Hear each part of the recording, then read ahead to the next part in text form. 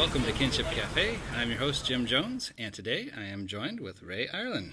Hey, thanks for having me. Well, thanks so much for coming on the show. Yeah. So today we're going to be talking about spirituality. Mm-hmm. But before we do that, would you like to kick us off with a song? Yeah, I would love to. Fantastic.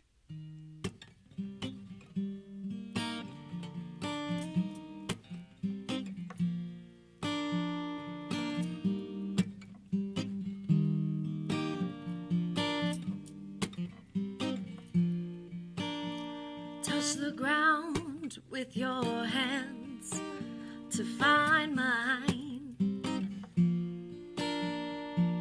Under the dirt, do the diamonds still shine? Remove the sun to see the light. Close the door to look behind. Written from another time. Our codes to stop the clock with just one rhyme.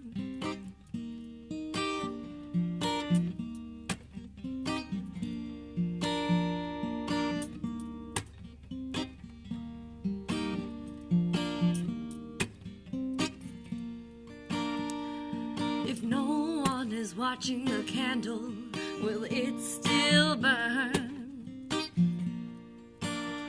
Does it sizzle and crack behind a door unturned?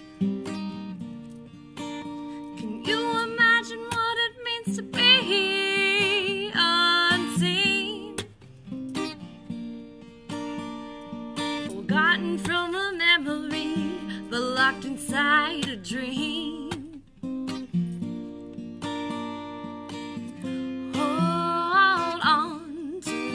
That you found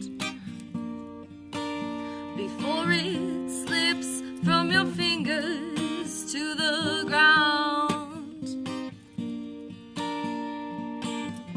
Hear the words that want to be sang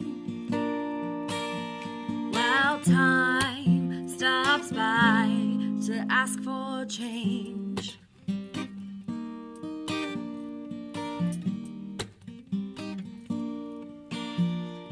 Your eyes and tell me what you see. Does it feel like a trap, or do you feel free? Everyone will have their turn to fly. We're all falling between the ground and sky. Hold on to the space that you found before it slips from your fingers to the ground. Hear the words that want to be said.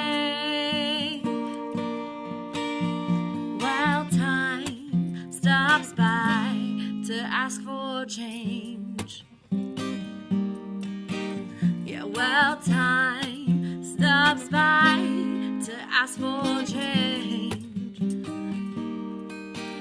Oh, well, time stops by to ask for change.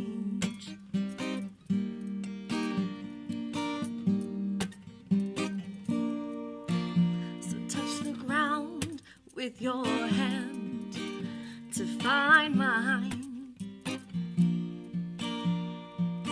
Under the dirt, do the diamonds still shine?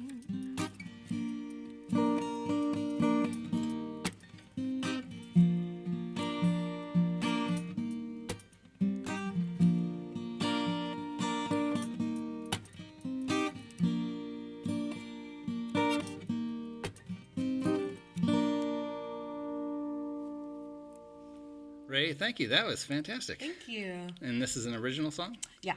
And does it have a name? It does. It's called Goa Time Warp. Goa Time Warp. Yes. And what does this mean? So Goa is a place in India, and it's the location where I wrote this song. Oh, yeah. And pretty much every time that I go there, I get stuck in this time warp.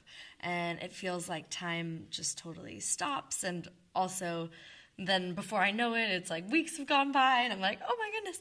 And yeah, it's been a very spiritual place for a lot of growth and magic to occur. So yeah, this is from my last time visiting there. Nice. So how did you end up over there?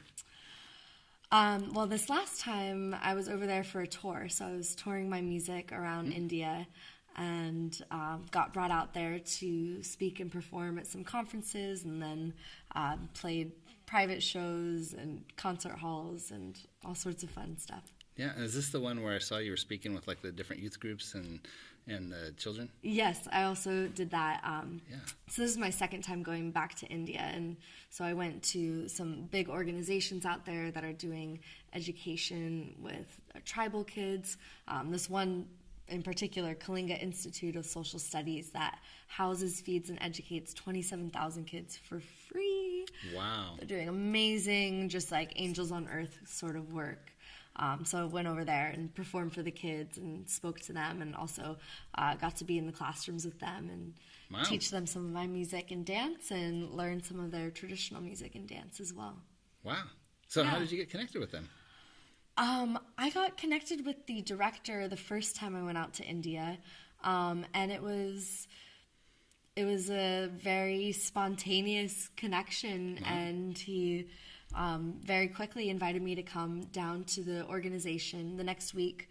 So I went out to India not knowing anyone or anything, and then got connected with this man, and so he said, okay, come down to the organization. It happens to be International Women's Day the next week, so come and we have an event. And so I got brought down there, and then before I knew it, I was playing in front of over 10,000 people for International Women's Day. That's amazing. Yeah, so that was kind of the kickoff of my relationship with India. Yeah. Well, we've known each other for a little while. I've been following you on social media, so I've been watching you go all over the place. And I'm like, wow, she's like everywhere, and how does she making all these connections? But, it's those things, I think, where you put yourself out there and the connections happen. Totally. I mean, it's been... So the first time I went out there was about a year and a half ago, and it's been a total leap of faith to go out there in the first place. And then it's basically led me from meeting one person to the next, and it turned into what became an international tour. And I have been traveling all around the world for the last year and a half, and it just hasn't stopped. So I just continue to open up to the possibilities and the opportunities that are presenting themselves, and just I know that I'm here to be of service, and so I say, where do you want me to go? Universe, tell me. Nice. I'm going to follow. Yeah, and you've been doing a lot with dance as well, right? Yeah, so I've been incorporating dance into my music, which is actually the beginning of all my artistry. I started dancing, and the first time I was on stage was dancing at age 2. So that's actually where I feel most comfortable. And I had a big injury when I was dancing professionally about 7 years ago, and basically fractured both my shins, tore a ligament in my spine, and I could barely walk. Wow. And that's what led me into music. So it's been kind of this spiral evolution where now my body's totally healthy, and I'm just in a very creative space right now. So I've been merging the dance and the music again, and it's been really fun. I like it. Yeah. Yeah. I with a previous guest, I was talking about some different aspects of music, Darren Greatly, who I think you know, and we got to talking about more traditional or indigenous forms of music where it's more collaborative, and certainly the idea of bringing in the dance is part of that, right? How you'd have more of that traditional participation. Definitely. How do you it's not a big part of our culture, right? And it seems like something that maybe we're kind of missing out on. I mean, we do have dance, I guess, if we think about more like, I guess if you think like I'm thinking now of like Burning Man, or what happens at some like raves, or it happens at some of these other kind of like, what do they call these dances?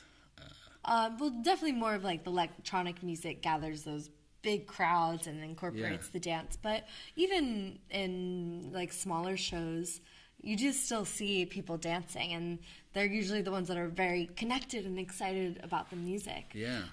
But yeah, they totally went hand in hand, and that's how we would communicate. That's how we'd come together in community and celebrate and also honor, these old traditions that were getting passed and storytell. It was a way to pass history along to the younger generations. So yeah, they completely go hand in hand, and I think there are a lot of artists that are playing with that, especially if you look at music videos and things like that.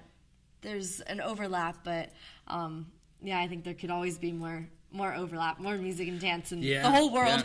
Yeah. I guess I was thinking, initially how a lot of our music is more performance oriented, where there's like performers and there's an audience as opposed to collaborative. And that's what I was thinking, a little bit different, but there really is, I think, like you're saying, still this element of dance that obviously goes with music, right? And so, yeah, there's a little bit more of that, like in theater you would call it the fourth wall that separates the artist or the performer from the audience. So in those more tribal ways, it would be this community that's all coming together. Everyone's doing it. Everyone's taking part. And I think that's one of the cool things that I saw while being in India and going to these organizations and going into the tribes and just seeing all the kids. They grow up, they learn the song and the dance of where they're from, the individual towns. So all these different towns and tribes have their own specific dance and songs that they learn and practice, and they have this family that they grow up with. So it's similar to if you're in school, you have your class that you grow up with and you learn with. They have this dance and song, or a couple, that they do with that same group of people as they're growing older and older, and it doesn't change. Really? Yeah. So what are the significance of that particular dance and song? Is it like a history? A lot of them, are storytelling about what happened with the crops or the different cycles of nature, or stories of love and battle and war. So, they're all very story-based. Nice. Yeah. I just think that'd be interesting if there was some way to kind of revive something like that in our culture too. You know what I mean? And maybe there are some things happening with that I'm just not aware of, but I definitely like that connection. So one of the other things I have come to know about you as we've been friends and following you is your involvement in many things spiritual, which is why I was excited about having this conversation with you. In fact, I think one of the last events I went to that you put on was the Goddess Festival up at is that Harrison Ranch? Right. Yeah, and a lot of fun. So let's talk about that for a minute. Goddess Festival, what is this? Well, the Goddess Fest itself has taken on many different forms, and it started around 4 years ago. So as anything evolves, its original meaning is still laced in, but has definitely switched in terms of what we're trying to do and create in the world. The main core piece is that we're celebrating the divine feminine energy that lives within all of us, all humans, whether you're a man or a woman, a child or elder, and then also that lives in the land. And so it was a festival, an event to bring people together, bring community together to celebrate sustainability and to be on the land together, to go out into nature and use the arts to bring people together. And talk about healing, and we had a holistic health center, we had vegan food, and we tried to pull artists together that were speaking and sharing messages of unity or upliftment, or even just getting people to feel a little bit more. So that was kind of the original focus, and now since the one that you went to, it's turned into an online festival. So it's the Global Goddess Fest, which is uniting female leaders from around the world to inspire other women to step more into their power. Nice. And so it's slightly changing, but I think the same concept holds true, is basically, okay, how can we be better humans in our life, and specifically focusing on women and creating this support group for them, so that way they can then give back to their communities and create a bigger impact in their families, their relationships, their businesses or careers, and how they take care of the land. Very good. Mm-hmm. So divine feminine. Yeah. I'm assuming there would also be understood to be a divine masculine. Totally. Okay, so how do these interact? And, let's just start with that maybe. Yeah, so the divine feminine, divine masculine, or we could just say masculine and feminine, or we could even break it down to say alpha and omega, which I kind of like to use because it takes us out of thinking about man and woman, and more so just these energies that we hold. Alpha being this more confident, strong, driven, focused, one direction, and then omega being this more round, fluid, sensual energy. Yeah. So, we get to balance that within ourselves, and so I think that's how they relate in today's world. With politics and how people are coming together and borders and stuff, we have more of a society that's based on the alpha energy, the patriarch. Right. And so figuring out, okay, how do we create that sort of balance, I think is such a hot topic right now, because everyone is seeing it very clearly and we're becoming very divided. So that's a good question. What does it look like? I think that's what we're all kind of asking each other and trying to figure out. And after being all around the world, these are a lot of questions that I've been asking myself and kind of popping into different cultures and going there and looking and seeing what's happening on the streets and talking with people, and not just, using the internet, but like physically going into these locations, especially places like the Middle East and Turkey and India and these spots that have a lot of aggression and have a lot of stuff out of balance. Yeah. And the conclusion that I personally came to was that we can't change the world. We're going to have a really hard time trying to do that if we're focusing on that. It's all about just coming in and looking at, okay, what do I have? I have my body, I have my life, I have the responsibility of how I'm making an impact, and both positive or negative. Yeah. And so why don't I just try and figure out how to balance this masculine feminine thing within me before trying to change anything else. So that's kind of been the direction, which is an interesting cycle of like going out into the world to see everything, and then it's just literally continuously every time I go to a new place, it always comes back to, okay, and just sit and close your eyes. What's going on in here? What's going on inside? So I think that's really the challenge and the beautiful journey that we all get to take. Yeah. Well, I know talked about balance, and I like that idea too. So like yin yang, right? A similar concept, which is also masculine and feminine. But some of the things I found really fascinating in my own diving into looking at this question of balance is some interesting ways that those divisions, like what lines up on either side, right? So we know, like on the masculine side, there's definitely like this issue of control, right, and order and maintaining tradition and that kind of thing. And the female side is often associated more with the idea of chaos, right, and the idea of newness, right, new life and introducing things, and so that's interesting if you think about how the chaos is actually the novel, right, the new that comes about, and the order is how we come to know the new and incorporate it into what we know, right? So there's kind of like this interesting interplay, but it has to be both.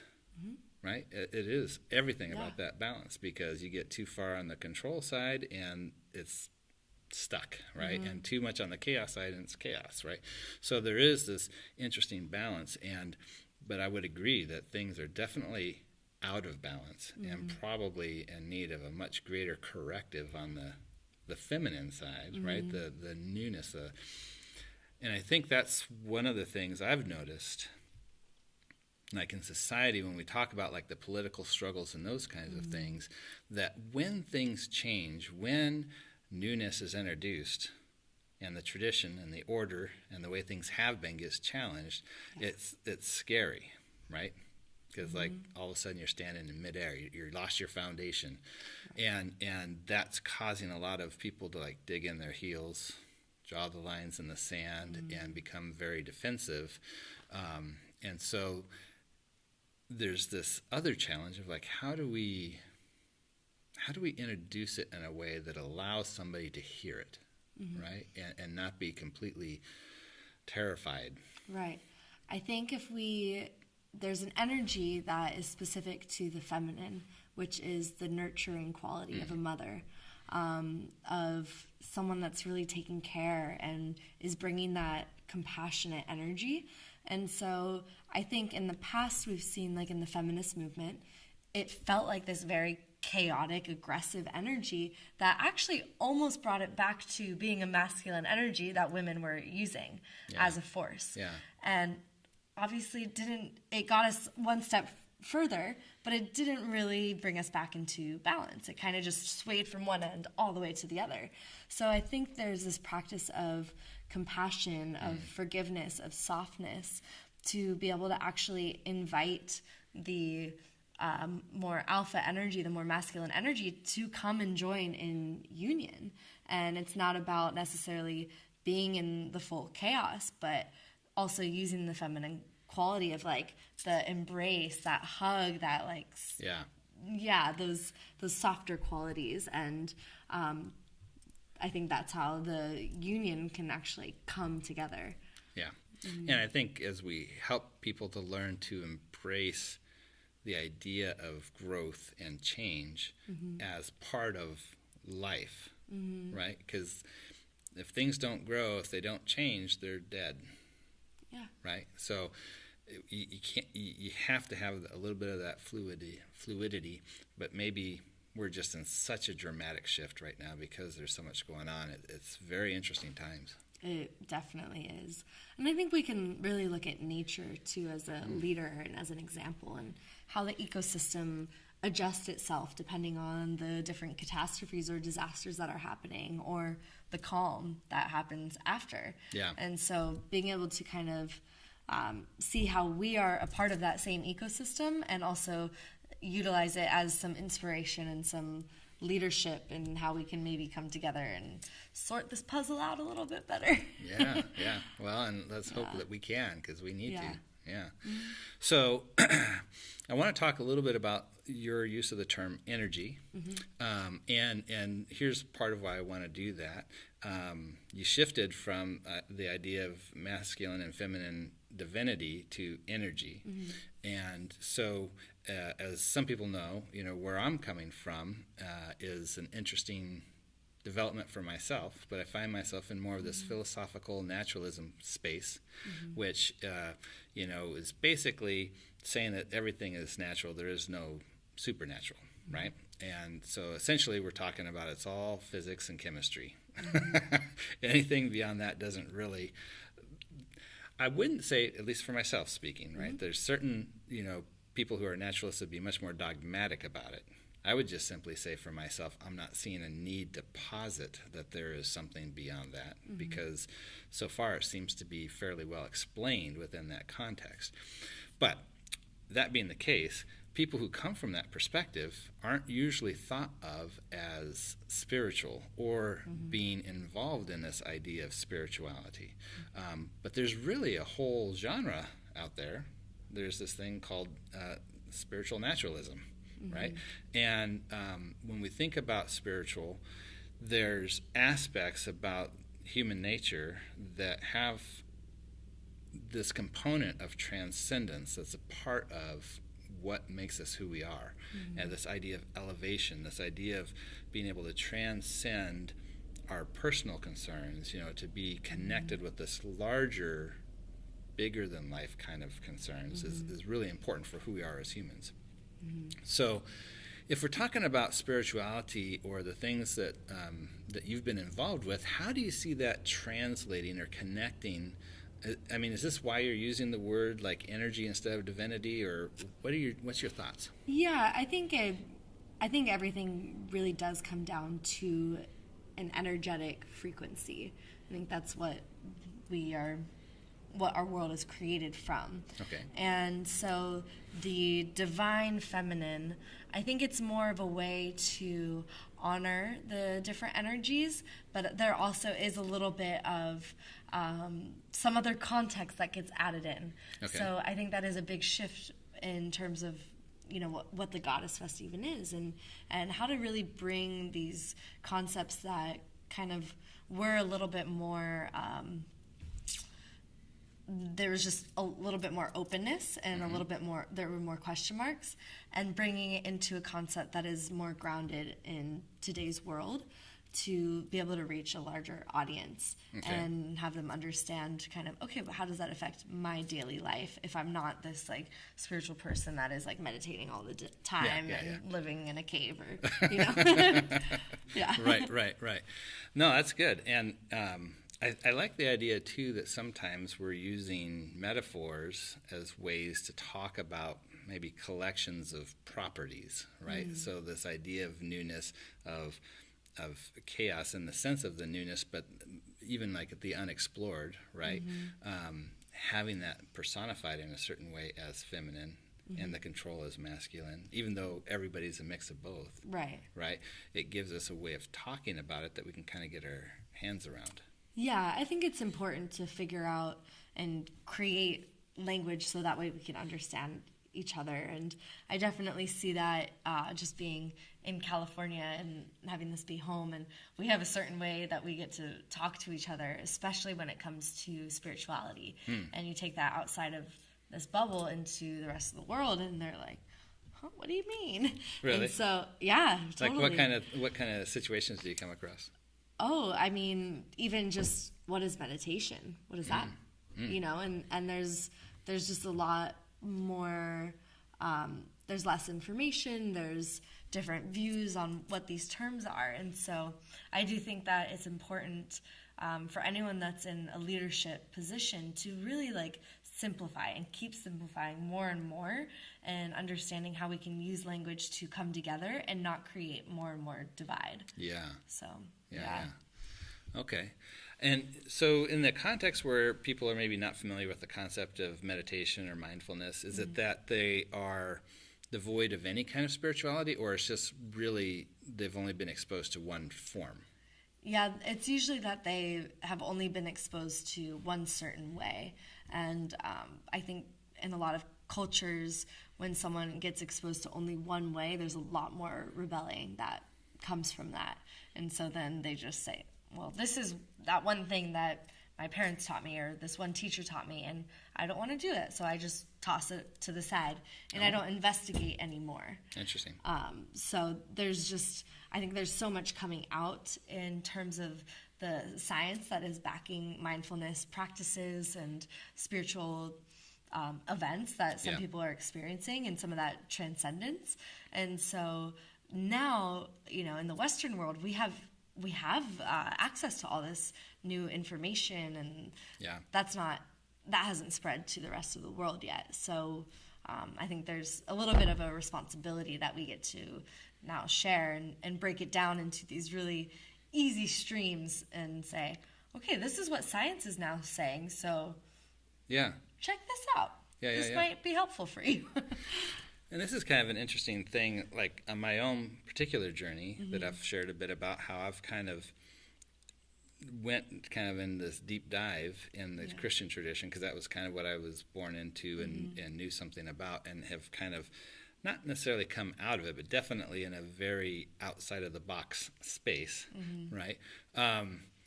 But one of the things that I find fascinating with, whether you're talking about some of these different kind of revivals of these more traditional ways of talking about spirituality, or, something like Christianity, that it's interesting how it keeps coming back to, well, we can get validation by showing how science validates it, right? And what I'm seeing with this is that there's been this shift that's kind of happened that it seems like people aren't quite aware of, where that has actually become the view, right? And so even if you're coming from more of a whatever type of spirituality, the fact that there's still this attempt to try and demonstrate how it fits within the scientific model is showing where that new perspective has kind of gone, and how we then evolve our faith traditions so that they are compatible with kind of where we're at now, and our way of thinking that is more of a scientifically based thing is an interesting challenge. Definitely. And I think that's so many people, because there's the science, they want to kind of jump in and jump on and say, oh, I understand it now. My mind gets this. But I think there is a little bit of this gap, and that's kind of part of the evolution, is that when you can really experience all these things that science is breaking down, when can you really embody that and start living it? Yeah. You can talk about peace as much as you want, but if you're walking around and, flipping off your neighbor, where's the integration? And I think that's kind of a place that we're finding ourselves, and we're checking ourselves too. I mean, I do this daily. I'm like, oh my gosh, I just did something that's so out of alignment, so out of integrity of my core values. And the more that we can put ourselves in support and loving support systems, and make sure that we're surrounded with people that love and want to help us grow, then we can actually call each other into, okay, what is actually your alignment, and how are you going to be able to act the way that you're talking, and the way that your mind is understanding that you're spiritual. What about everything else? So there's kind of, as much as people are probably hesitant to use the word, there's this idea of accountability in a positive way that happens when you're in community with people who are trying to be authentic, right? With those core beliefs matching with our actions. And there's certainly, mindfulness is a super powerful tool for how we are able to be aware of what's going on inside us about those things. Yeah. I mean, it has been so huge for me to really dive into that whole realm. But I want to kind of come back to another thing you brought up earlier that has been kind of an interesting, somewhat parallel path that I've had, where you were talking about initially this idea of we got to change the world. And then you brought it back. I was like, well, maybe we got to start with me, right? And of course, we've got, Gandhi's great quote, be the change you want to see in the world. And there's this idea that, well, okay, if we start with us, maybe there's this upswell, right? A term that I've heard used before that I like is this idea of overgrowing the system. So instead of challenging or trying to replace it, it just kind of, it's something that's planted and it nurtures and it grows. And one, how did you get to that point of realizing that it has to be more at that individual level? And then how do you see it going from there? So to answer the first question, there was multiple times where I saw that kind of loop back around, and I would get reminded that it had to start with me. But I think the biggest time where it really sunk deep into my stomach was while I was spending time in Israel, in the Middle East. And I was there for a while and really diving into conversations with people about the wars and what's happening out there. And it was also, I was in Jerusalem while there was a ton of war happening, literally a few blocks from me, and bombs were going off, and it was shocking for sure. And it also, I had just come from a global leadership conference and was surrounded with young politicians and business people that are trying to make awesome, impactful businesses. And so I was coming from this energy of we can do it, we can change the world. And then I go right into the heart of a global issue. And I'm looking around, I'm like, I don't don't know if we can change this. Like, this is such a mess. And it kind of, it had that feeling of like, what, are we going to fight back? Right. Like, huh? And that was really like, it just sunk in so deep while I was there. And I just kind of looked around and looked at some of the other people that were on a spiritual path that were from Israel or living there. And I just kind of realized, oh yeah, you guys are kind of doing your own thing. And you're really using all this energy to be creative and be bold in your expression, and kind of started looking at that and looking at the art that was being created out there. And one reason why I got pulled to Israel specifically was because my favorite dance company is from there. And there's a style of dance called Gaga that I've been studying since I was 14 over here in the States. So got pulled there to go study with the company and go watch their performances and just dive into that culture. And it was just like, oh yeah, okay, let's keep working here and let's just start creating. Let's see what can come out of this, and kind of let go of the idea of trying to fight back or challenge something. Yeah, I'm wondering too about like this, how much of the change is going to depend on the old guard dying off, you know? Yeah. Because so much of what I see in the younger generation, and we're probably a bit different in age, but like my kids, who are probably closer to your age, they just don't have so many of the problems of thinking that I have, right? And even though I think I'm fairly aware about things and I'm really try to be conscious about changing those things in myself, there's things that when you grow up a certain way, it's hard. You may consciously know and believe and think differently about something, but there's still kind of that gut reaction, right? That doesn't go anywhere, and you have to like overcome it, right? That's not, my kids don't have the same thing, right? Yeah. They'll have their own things when they have kids that they're wrestling with. Yeah. So I have a little bit of hope that some of these things are going to be that that way of thinking is going to die off in a sense. Yeah, I definitely agree with that. And I also am seeing the younger generations come up and, create these sustainable communities all around the world and create new monetary systems and new businesses and figure out new ways to really collaborate. And so the new world is being created. It's happening. Yeah. It's just a matter of time when everyone else starts catching on and says, that's looking a lot better. I think I might check this out instead of like ditch this old stuff. This isn't really feeling good anymore. So let's see what else is possible. So I was challenged recently because, to begin with, I was a big fan of this idea of grassroots movements. Start with that personal change, help people around you, and as it spreads, you'll have kind of this bottom-up kind of growth. And I was challenged by a book.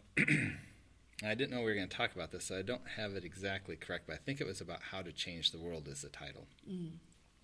And they did a lot of review, and this was like somebody like Oxford University Press or something like that, so it's kind of at that academic level. Yeah. And they were evaluating big social changes and how they happen, and one of the big ones they looked at was like the shift that happened in our country around the idea of homosexuality, right? Because it was not that long ago. Yeah. It was not the law of the land, and it was like, in terms of of my lifetime, it was almost overnight it changed, right? Totally. And so they looked at, how did this happen?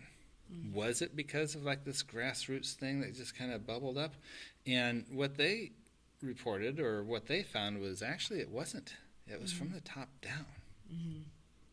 And that was a little disturbing because it's like, oh, well, that makes this whole model difficult, right? Because what they were saying is that ultimately the influencers, the media in particular, once they kind of got a hold of this thing and started putting out movies, putting out songs, that's what actually created the tipping point in terms of I guess, bringing about that awareness or creating that a space for people to perceive, well, what does this look like?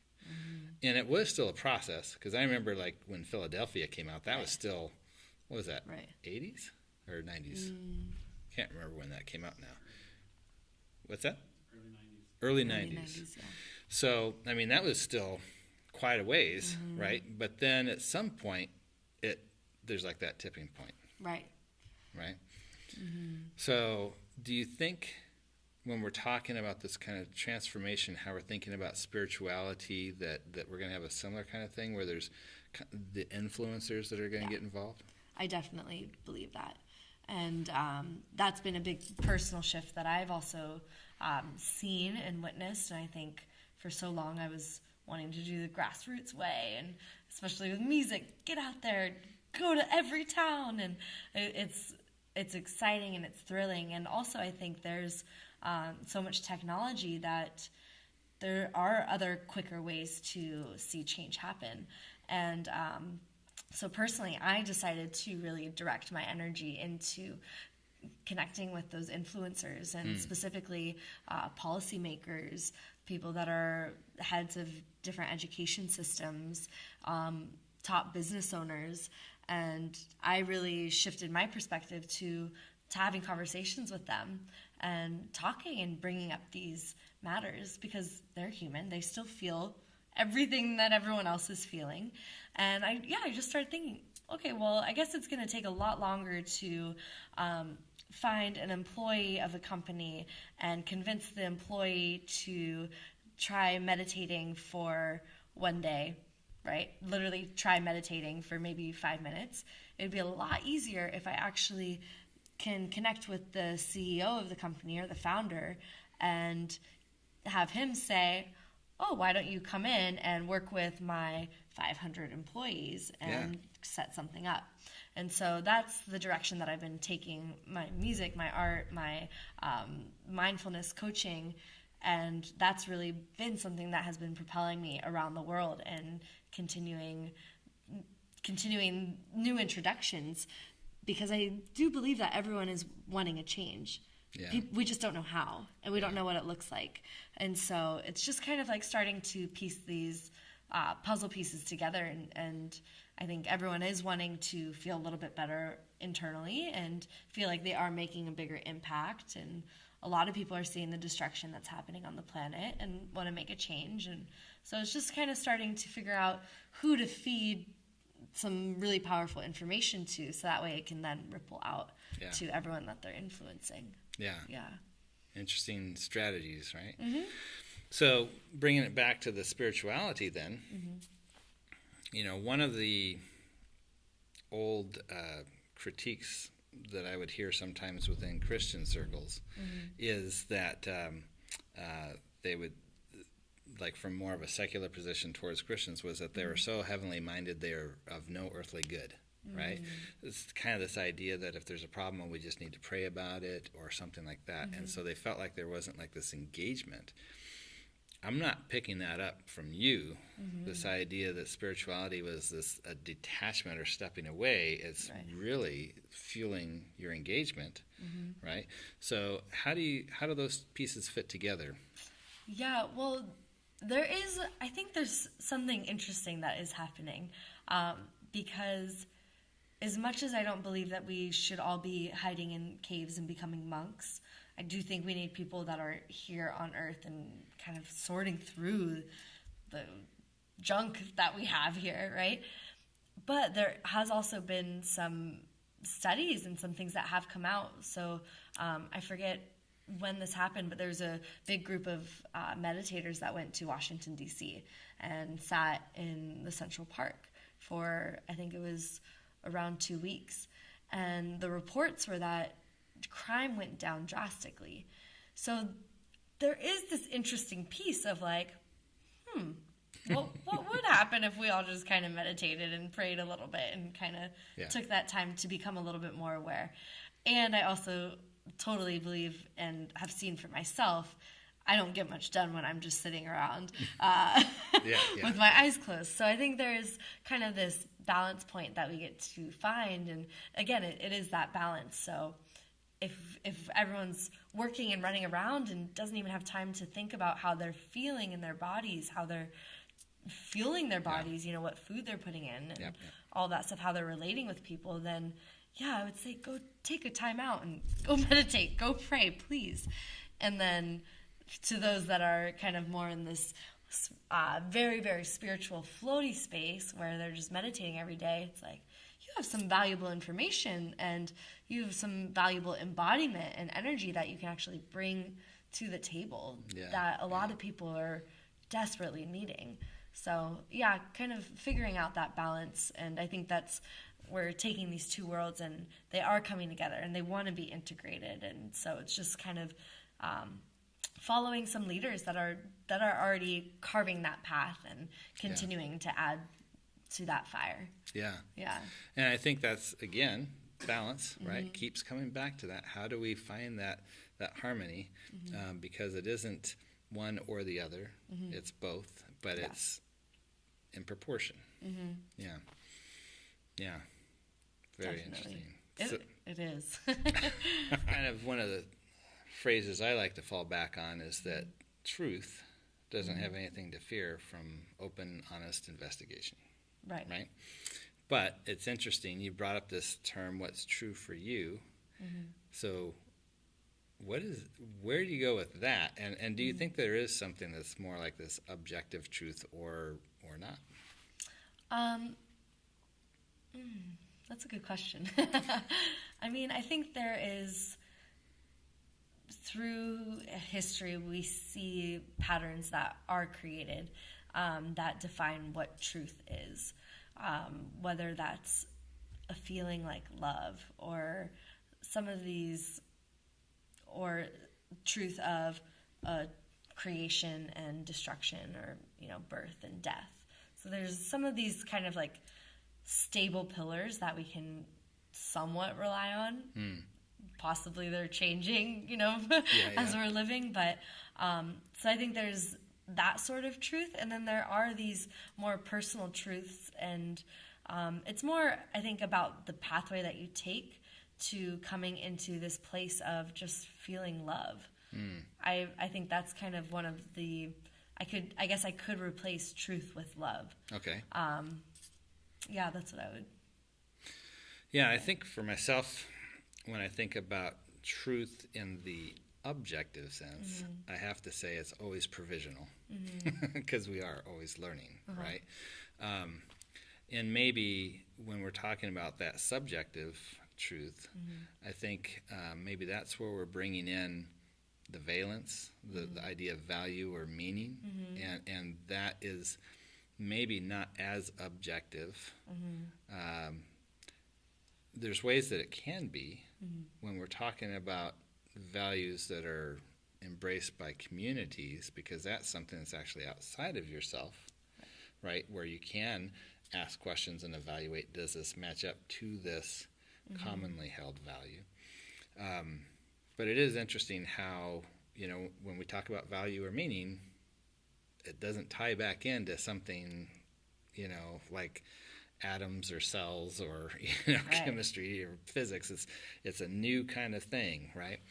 So it does create this interesting space, and it's hard, again, I think, for people to not say this is the truth, right?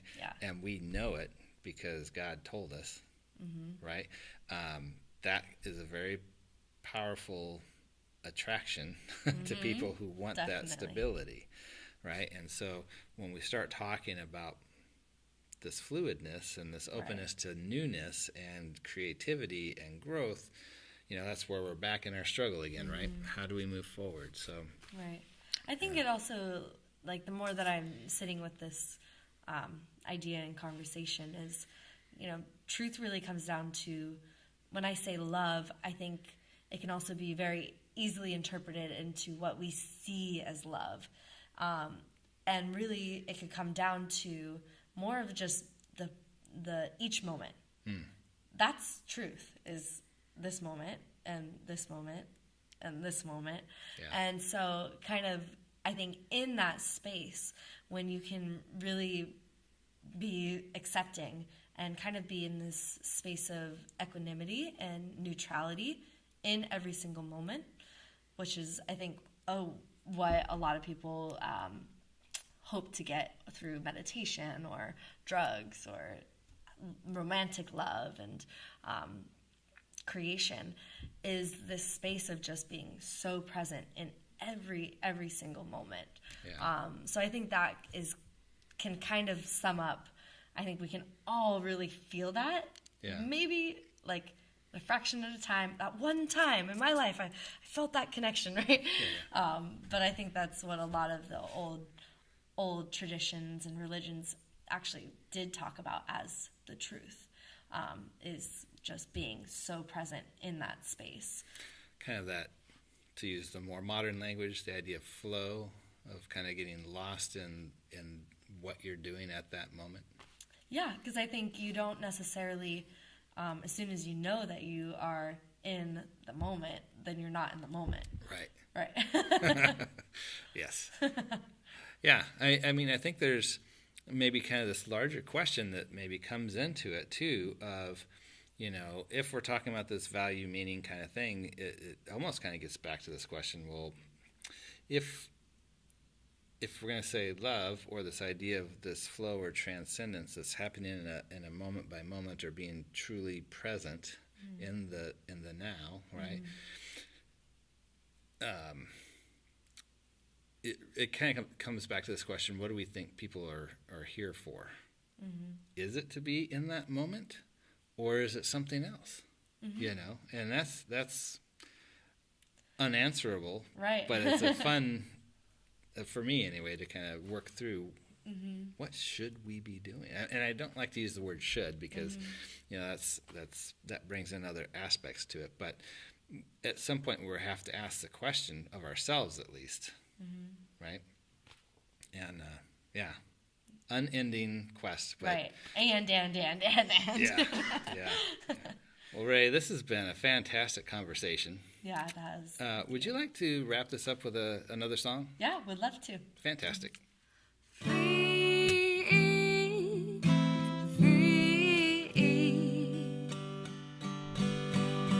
sweet thing, fill me, one drop at a time, overflow by night, words are few, with space between, I feel you breathe, in a quick release, fly with me, through cosmic dreams, empty-handed, so we can be, oh darling,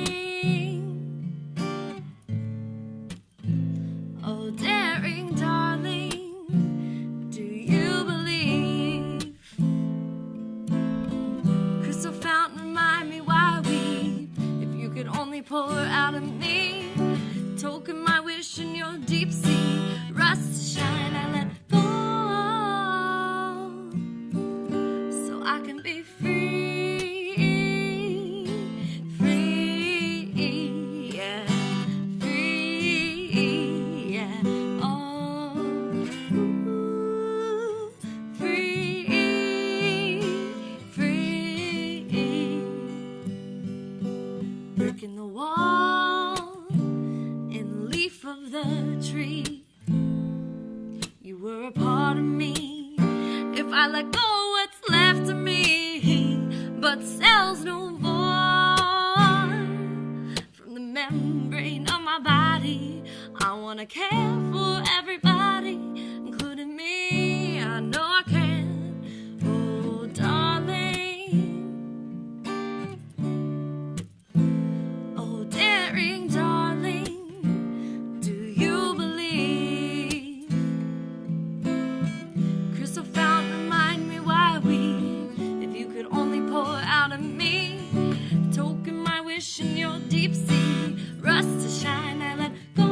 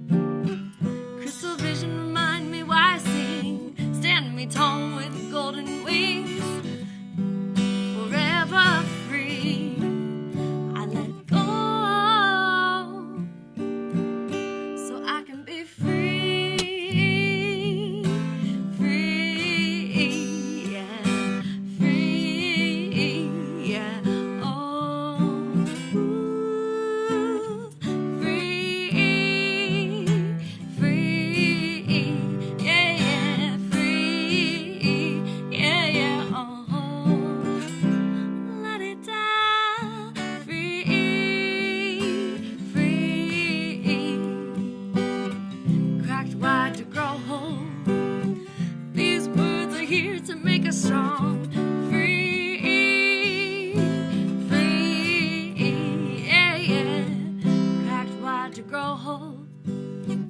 These words are here to make us strong.